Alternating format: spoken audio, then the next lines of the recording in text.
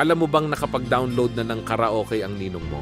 Ito ang bagong karaoke app na gagamitin natin sa darating na birthday mo.